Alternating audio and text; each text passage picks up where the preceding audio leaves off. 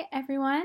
My name is Corey. For those of you who I have not had the opportunity to meet yet, it's so good to be in class with you. And um, this is a class that I'm especially excited for, something I've always been passionate about. So I will talk about my three questions and my initial thoughts on them. So I gave my three questions to my mentor who has kind of seen me in my beginning ministry roles from 4 years ago up until now. And then the second person I gave my questions to was someone who I went to high school with, someone who saw me become a Christian, my roommate in Bible college, and then just my um, lifelong friend that we've walked through ministry together. And she's one of the people who knows me the best. So, my first question: do you find that I search for affirmation from those who I serve? And how do I seek for that affirmation? So, both Stacy, the kind of my mentor, and then Alicia, they both said that I do look for affirmation. Stacy said, since I'm always looking for new ways to learn and always looking for new ways to become a better leader, I can search for affirmation from those who I'm serving more like my bosses, as I'm always constantly looking for them to mentor me in the fact of telling me what I can do better, telling me what I'm doing well. And when I lack that feedback, my drive to be a better leader can be put into a negative emotion of frustration, which then can lead to relational conflict, as I'm sure you're aware. And then Alicia said I can look for affirmation in others who I lead by taking control and watching the people that I serve follow my need to be in control of everything, which leaders are supposed to lead people, but sometimes on my end, my strong sense to lead can intimidate people, and then that either makes them feel like they can't um, or haven't contributed to the team. And that's not what we want for people on our team. We want them to feel like they're known, loved, and that they can contribute always. So my second question, in my opinion, what is my biggest relational blind spot?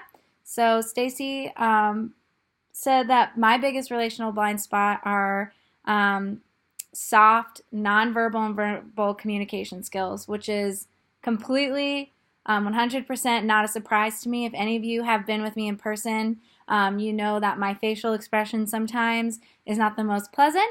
And I've always known that about myself. So, working and serving with people, I oftentimes have to remind myself to put a smile on my face.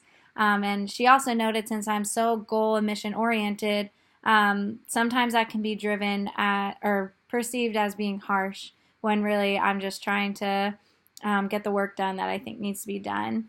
And then Alicia, on the flip side, said some relational blind spots that I have is needing to resolve conflict or problems quickly. And I see this play out so many times in my personal relationships, more so than my professional ones. But I've learned in a lot of situations that this wanting to solve a problem right away, address it right away, so we can move on, can be quite damaging and harmful to other people who need that space and need that time. And I've had to tell myself several times that taking time to let the situation breathe is not going to be the end of the world.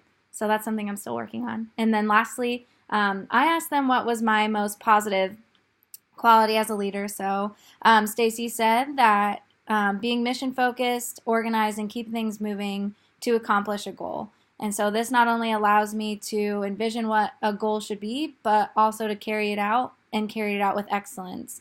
And not only do I carry out a goal or a mission, I also really do enjoy that face-to-face time with people, whether it's coffee, food, getting together at the dog park, whatever it is. I enjoy that face-to-face time with people, which allows them to hear my heart, to get past that initial maybe intimidation or harshness that I can put off, and just allow them to hear what I feel like God wants to do and allow me to intentionally listen to them in their story, which I can always be better at listening to others. I'm sure a lot of us can relate to that.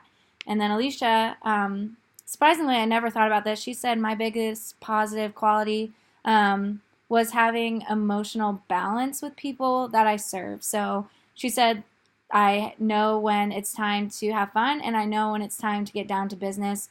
But being driven as I am, that never gets in the way of my relational intentionality.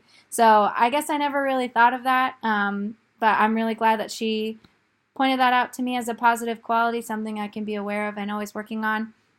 So all these things that my mentor and one of my best friends talked about are not surprising to me at all. It was just further affirmation of who I am.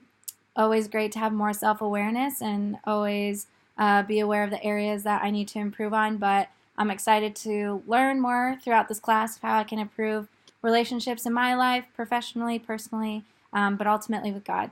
So that's my initial thoughts of the questions I asked. Hope you guys are having a great day, and I'll see you on the discussion board.